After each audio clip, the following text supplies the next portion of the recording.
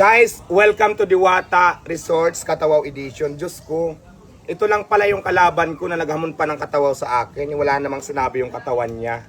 Yung katawaw niya. Tingnan nyo na lang, nandito na siya. At kayo na mismo ang magde-decide kung kaninong katawaw talaga ang panalo. Sa akin kasi walang chismis, hindi halatang may galis, at walang bahay ng garapata. Pantay yung kulay. At ito na siya guys, yung naghamon sa akin ng katawaw. Akala mo naman talaga na matatalo niya ako? Ah, talaga ba? Di ba kitang-kita nyo naman kung kaninong katawaw ang nakakaangat? Di ba?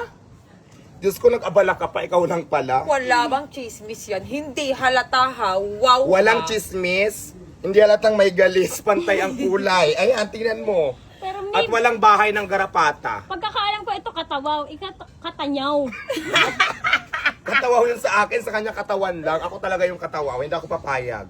Wow ha. Kaya ako ang mananalo dito. I-comment nyo talang guys kung sino ang panalo dito sa katawaw namin, di ba? Eh bakit ang nakikita ko, B? Dito ang ano niya, ang bukol niya, ang bundok niya nasa dibdib. Bakit sa'yo nasa baba ang bukol? Ano yan? Hindi yan bukol. Santol yan. Oo. Lamig yan, lamig. Hindi. Kat mamangga na kasi ngayon dito, kaya may mangga ako dyan nilagay. Kala ko may lamig Aura. ka. Ayan ang tunay na katawaw. Di ba? Walang chismis. Walang chismis, walang galis, flawless. Ako ang panalo rito, hindi ikaw.